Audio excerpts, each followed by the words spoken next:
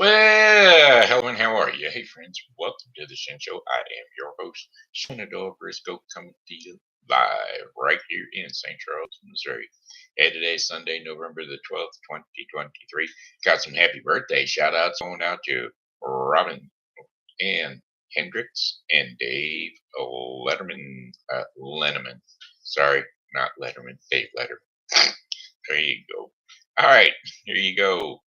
Hey Dave, hey Robin, hey, I heard it's your birthday today. Why, that's another year gone away. Hope you're enjoying your special day because, well, it's your happy birthday day today. Today. I said, hey Robin, hey Dave, hey, I heard it's your birthday today. Why, that's another trip around the sun that you made. I hope you're enjoying your special day because, well, it's your happy birthday day today. Hey, it's your happy birthday day today.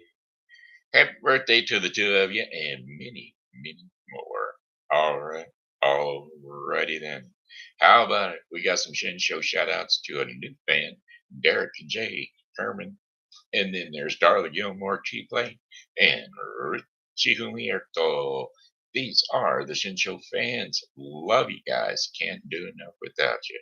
I just keep loving the support.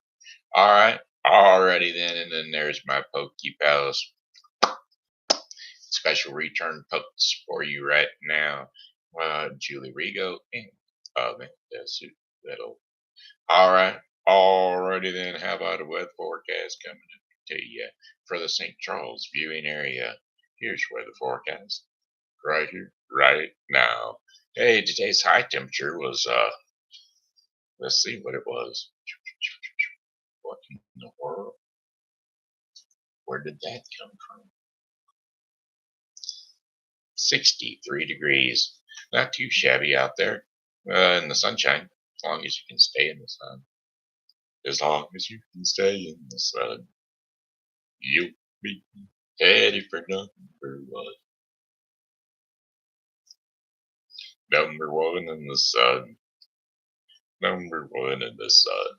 All right, anyway, that sun's gone down, so the skies are going to stay clear for the remainder of the day and into the night. Low temperatures will be 38 degrees Fahrenheit overnight, with winds southwest at about 4 miles per hour. And then for tomorrow, November the 13th, Monday, that is, sunshine with high temperatures of 67 degrees Fahrenheit. Winds will be out of the north at 5 to 10 miles per hour. Partly cloudy skies overnight with low temperatures of 34 degrees Fahrenheit with winds east to northeast at about 3 miles per hour. Then for our Tuesday, November the 14th, except for a few afternoon clouds, mainly sunny skies with high temperatures near 65 degrees Fahrenheit. Winds are going to be southeast at about 5 to 10 miles per hour.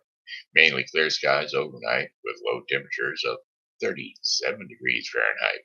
Winds south to southeast at about 5 miles per hour. And then for Wednesday, November the 15th, sunny skies with high temperatures around 68 degrees. Winds south at 5 to 10 miles per hour. Mostly clear skies overnight with low temperatures of 42 degrees Fahrenheit.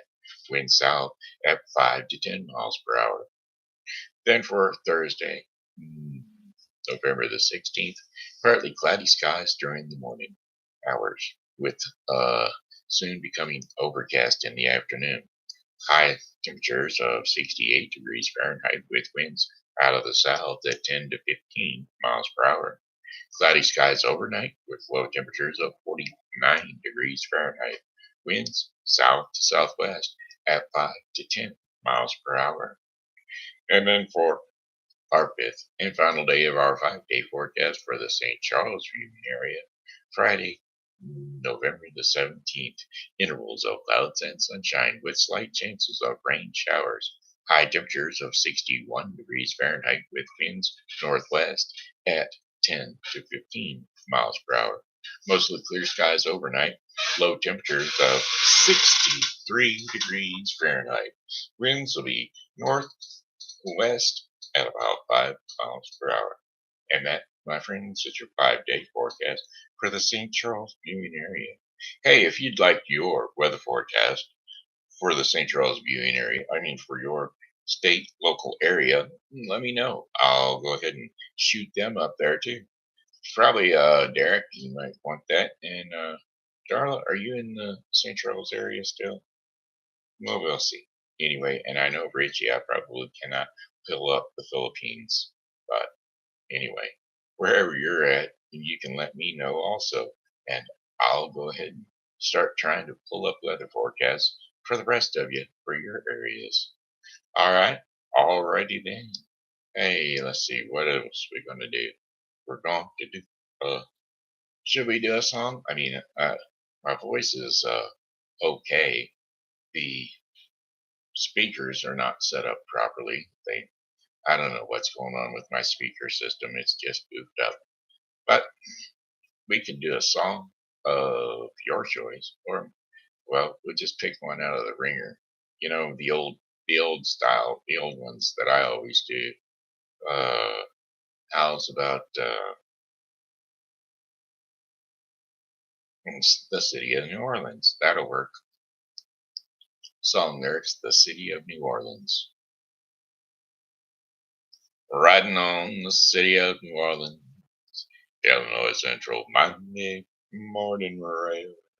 15 cars and 15 restless riders, 3 conductors, 25 sacks of mail, and all along the southbound out to sea. That train pulls out of Kankakee, rolling along past houses, farms, and fields, passing trains that have no names, and freight yards full of old black men, and the graveyards of rusted automobiles. Good morning, America, how are you? Jerry said, don't you know me? I'm your native son. I'm the one they call the city of New Orleans. And I'll be gone 500 miles when the day is done. Well, in card games with the old men in the club car. Penny a point, ain't no one keeping score. Pass that paper bag that holds the bottle. Feel the wheels rumbling beneath the floor. And the sons of foremen and the porters and the sons of the engineers riding their father's magic carpets made of steel. With mothers with their babes asleep are rocking to the gentle beat, and the rhythm of the rhythms is all they feel. Good morning, America, how are you? Hey, tell me, don't you know me? I'm your native son. I'm the train they call the city of New Orleans, and I'll be gone 500 miles when the day is done. Well, nighttime on the city of New Orleans, changing cars in Memphis, Tennessee. Halfway home, we'll be there by morning. Through the Mississippi darkness, rolling down to the sea. But all the towns and people seem to fade into a bad dream, and the steel rails still ain't heard the news. The conductor sings his song again, and the passengers will please refrain. This train's got those disappearing railroad blues. Good morning, America, how are you? Said, don't you know me? I'm your native son. I'm the one they call the city of New Orleans, and I'll be home. I'll be gone 500 miles when the day is done. I'll be gone 500 miles when the day is done. All right, we're just going to go ahead and jump on into the bedtime story for the kids on account, I don't know. Is anybody chatting it up over there? No comments. No chats, no comments. So we'll just jump on into the bedtime story for the kids. Let's see what's up. See what's our story for today, this afternoon.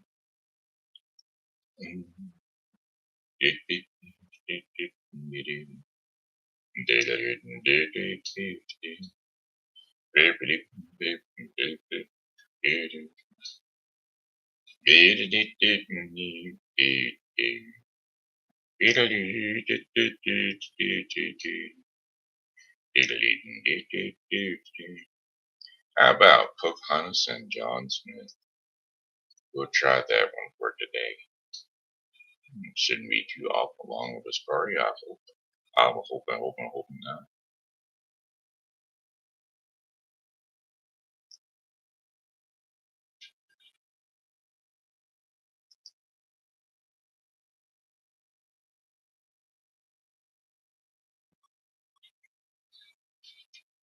Here we go. In the spring of, oh, hey kids, jump up on the couch, jump up on the bed. It's chibi grandpa, that's what I said. It's time to relax, roll your eyes back, and take a little nap. So here we go. In the spring of 1607, three ships landed on the shore of what is now America.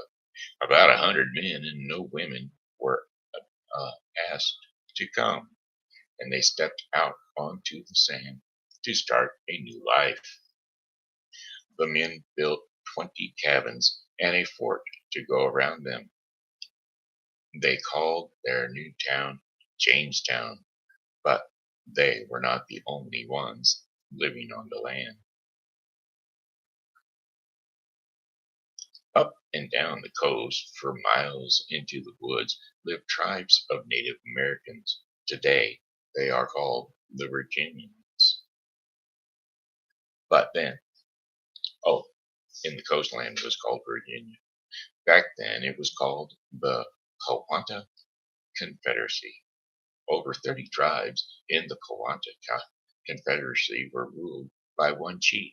His name was Powhatan. Now, Chief Powhatan's scouts told him that new men had landed on the shore. They told him the men had built a fort. They also told him that the new men spoke in words no one had heard before. They wore clothes that no one had seen before. Powhatan knew all that. What he did not know, and what he did wanted to know most of all, was where where did they come from? Why were they here? And what would it be like to be their tribe chief? His scouts told him some other news, too, that was most odd. No crops had been planted around the fort. No canoes were anywhere near the fort, and the men did not even stand by the river to fish. The men did not go into the woods to hunt either, said Kawanta. These men do not know how to plant, ride a canoe, fish, or hunt. It will be easier than I thought to be their chief. We will bring food to them, corn, beans, and squash. Without us, they will starve. And I, Kawanta, who rules 30 tribes, will rule over them too.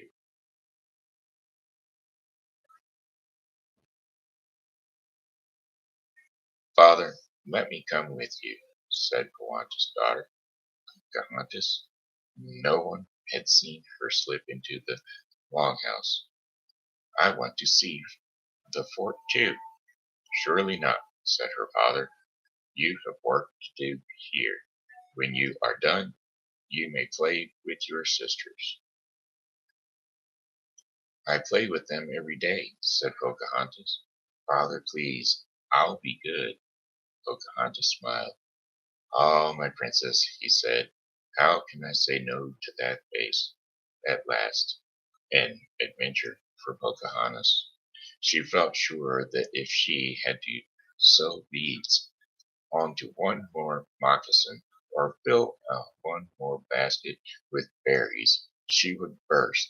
And so Chief Powhatan, with scouts carrying baskets of corn, beans, and squash, and with Pocahontas beside them, all went over to the fort.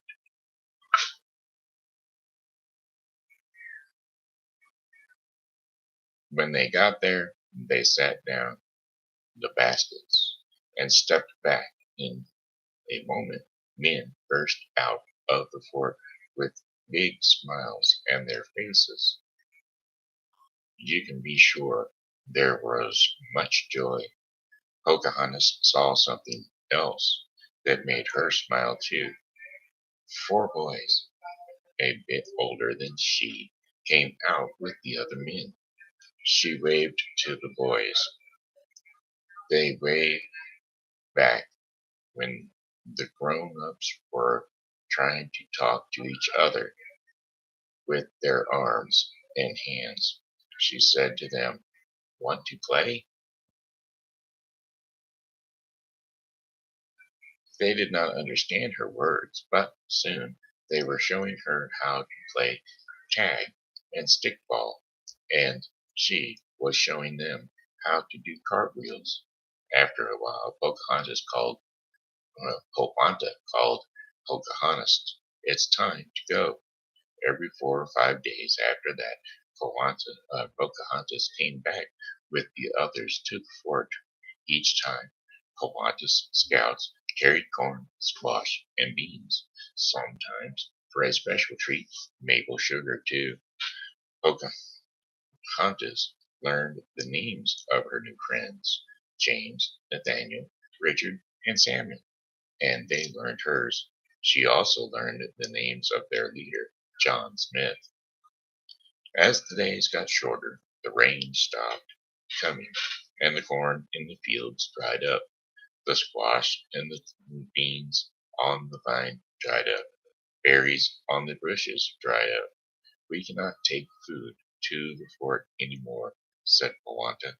"We need to save all we have so our people will make it through the winter. We must go to the fort and tell them." When the men in the fort heard the news, they got angry. They marched into their cabins. They came out with guns and shot the guns into the sky. Kawaka got angry too. He said, "I warn you, white men, do not go anywhere near our village. If you do, you will be sorry." The men of Jamestown could not understand what Kawanta was saying, but they could tell from his face that they were not friendly anymore. Soon after that, John Smith was going through the woods looking for food. He was close to the village of Kawanta, too close. Kawanta's brother and some of the tribes saw him pass. In a flash, they jumped out at him. They held John Smith down and took him back to Kawanta's village. "Now it will be done once and for all," said Kawanta. "I will be chief to all the people in the fort." That winter, John Smith could not leave the village. Still, Kawanta made him feel at home. Pocahontas, who knew him from before, spent time with him. Day after day, they would teach each other the words that each other's people spoke. As soon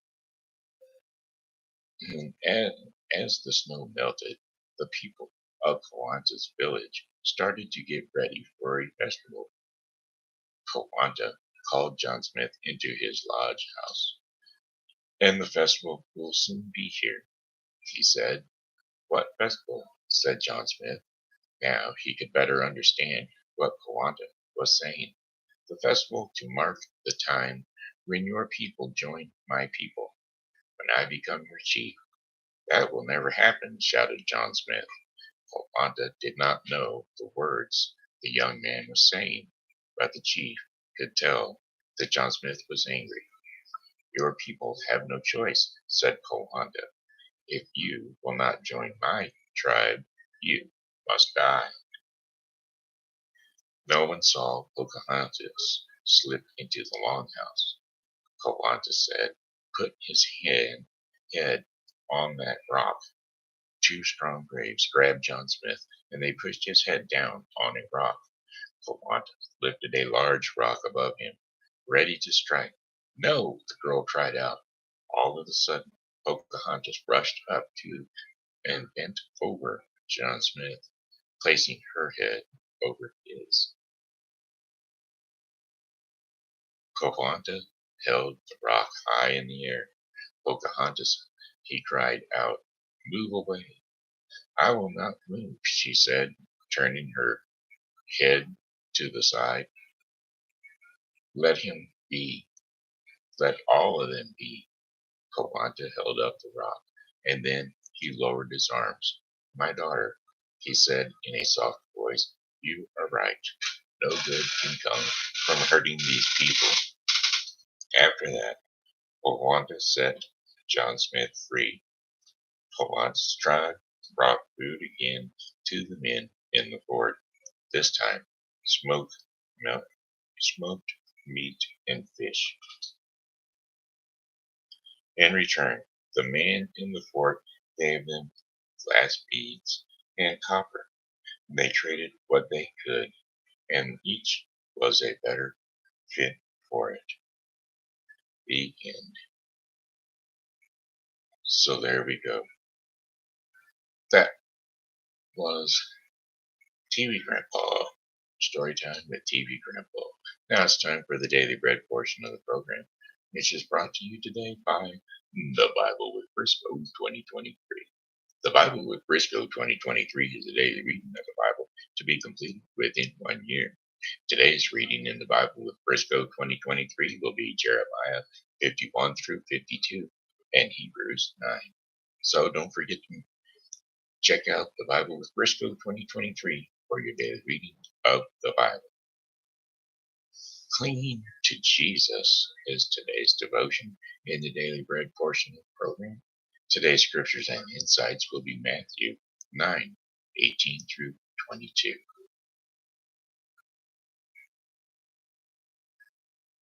Matthew 9:18 through 22.